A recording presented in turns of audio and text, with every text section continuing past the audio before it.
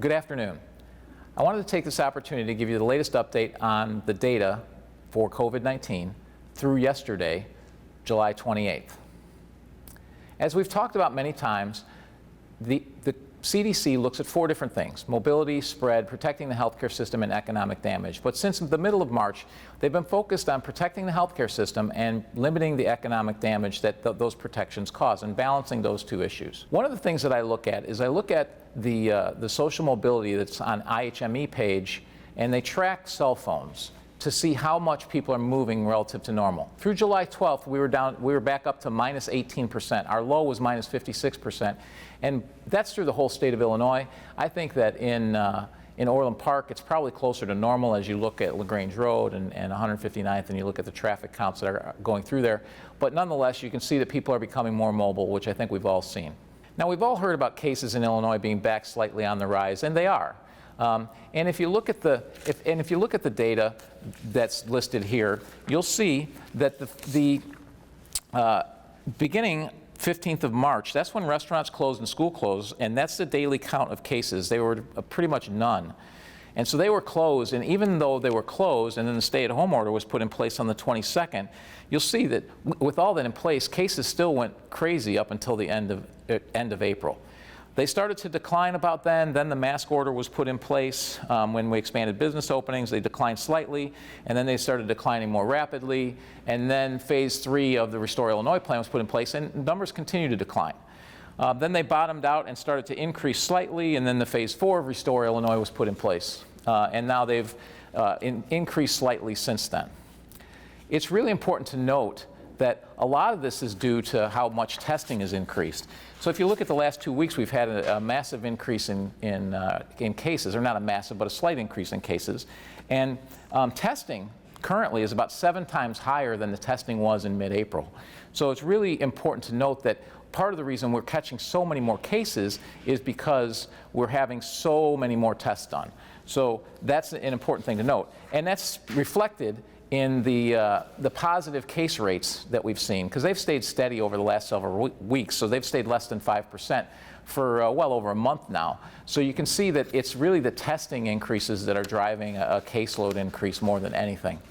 The other thing that's interesting about this is when you look at the suburban Cook County, you'll see that cases have gone up slightly, but they're much flatter than what you've seen from statewide. And that's if you look at the counties across the state, and I'm not going to list them all here, but if you go to the IDPH website and look at the counties across the state, you'll see that their numbers across other counties are actually ramping up. The places that didn't have very many cases at all are starting to see more cases, which kind of makes sense because we know we need herd immunity. So they just haven't had a caseload yet. So it's really being driven by things outside of suburban Cook County and Cook County right now is what's driving the Illinois caseload. It's not really our area.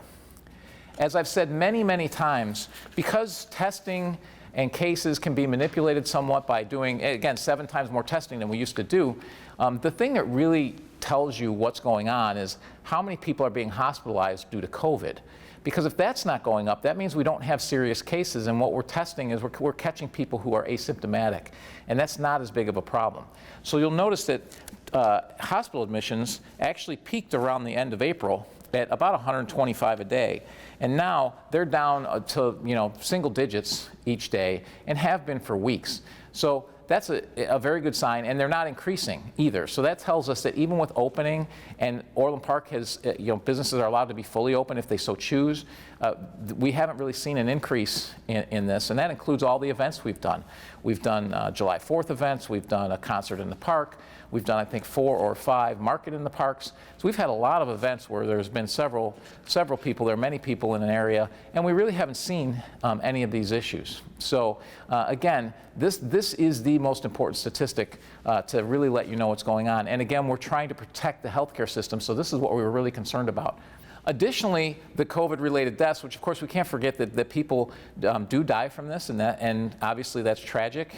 And you'll see that the COVID-related deaths peaked in mid-May around 75 a day, and deaths lag by a couple of weeks of the other indicators for obvious reasons, and as you can see, that's continued to decline as well. So again, the suburban Cook County area is doing extremely well. Additionally, as we talk about hospitalizations and we talk about beds and ventilator usages, we've talked about this for a long time. Beds and ventilator usage has steadily declined since the end of April. Hospital resources peaked kind of the last week of April, and this is statewide. You're also seeing that in the southwest suburbs, ICU and vent capacity is well beyond the threshold. The threshold initially, interestingly, was 14%.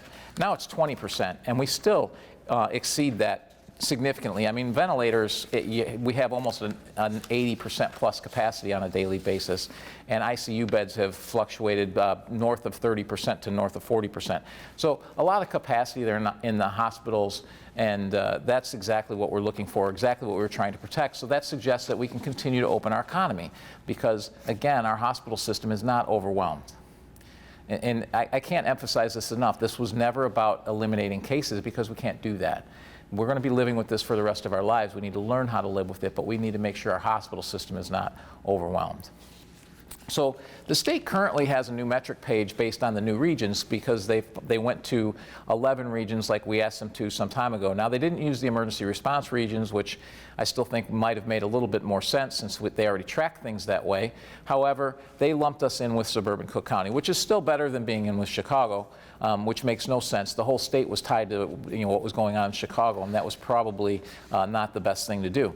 If you look at the current metrics, and this is from yesterday, from the state IDPH page, you'll see that our positive increases in testing, I mean, we are well below the threshold of 8%. We were running right around 5% in suburban Cook County.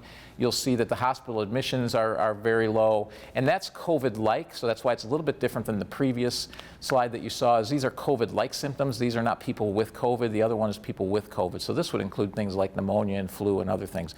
And you still see that they're low and relatively flat, and you see that there's plenty of medical surge capacity, surge beds and ICU beds available, as we've talked about before. And they don't even report ventilators anymore because there's so many available.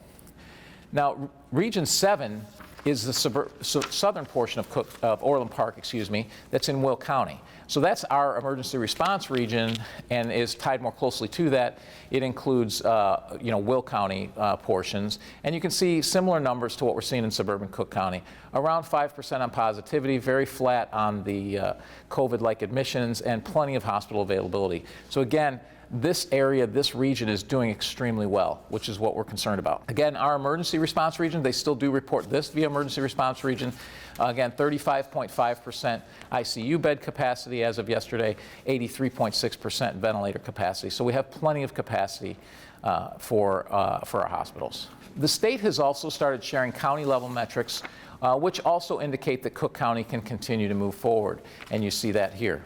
Now, I would be remiss if I didn't go through this, since we are fully open, since we are going through the data and the numbers, and not to remind you that 54% of all the deaths in the state have come from long-term care facilities, and 97% of the deaths in Orland Park are from those long-term care facilities.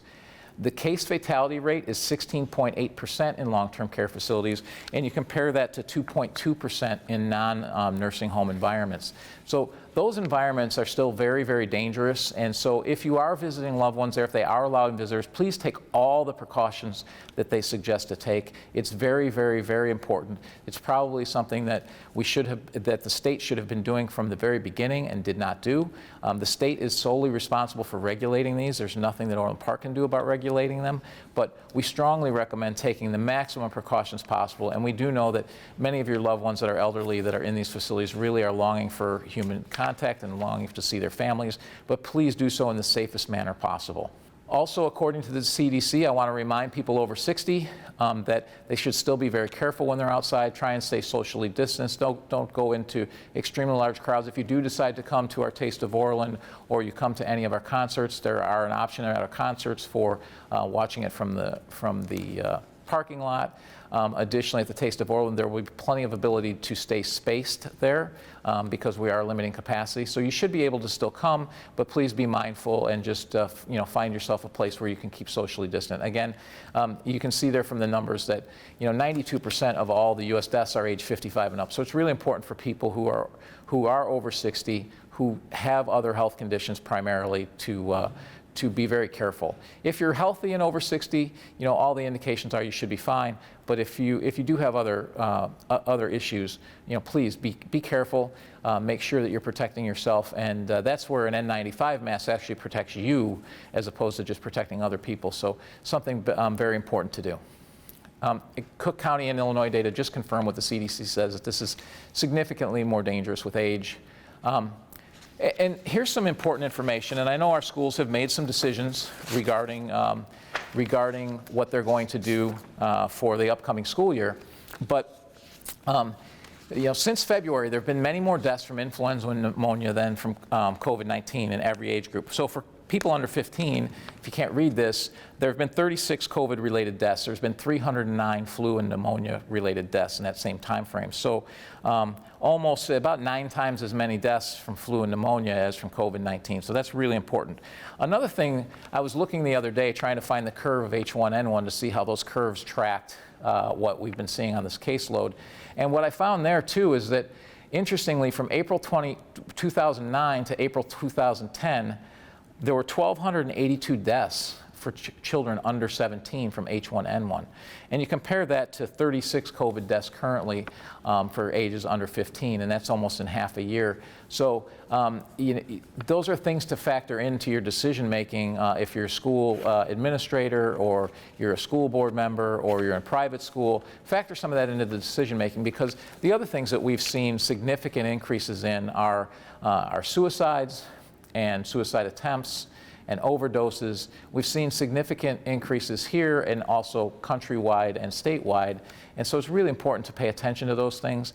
And a reminder, as I said before, for teenagers that are from the ages of 15 to 19, and also from 10 to 14, are the second leading cause of death or suicide. So it's really important that we consider the mental health of our students as well as we're closing all this down.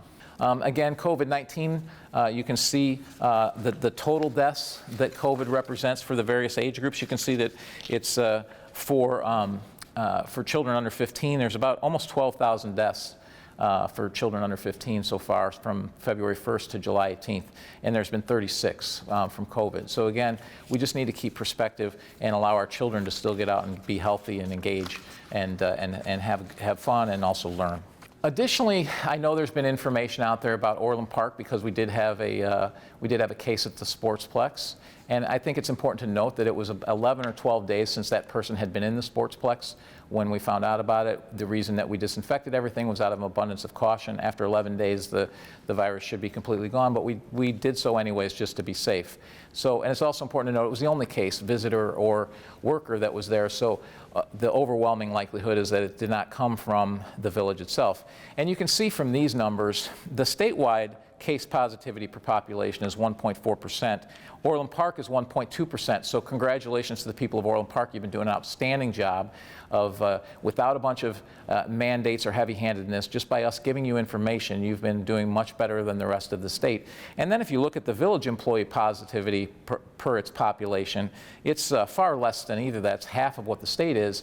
And I think that indicates what a great job our leadership in the village, our village manager and his staff have done in making sure that our village employees are kept safe, because we've been working the whole time and since this started.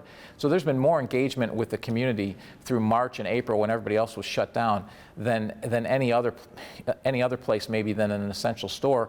And you can see how well we've done as far as keeping a low caseload. So, so a great job done by all the staff, and I want to commend them. And again, I want to commend the people of Orland Park for doing such a phenomenal job as well. With that, that's the update for this week.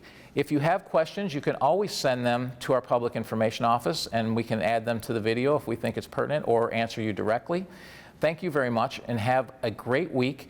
And please come out and enjoy the taste of Orland. The weather's supposed to be great, and we will have a great time. Thank you.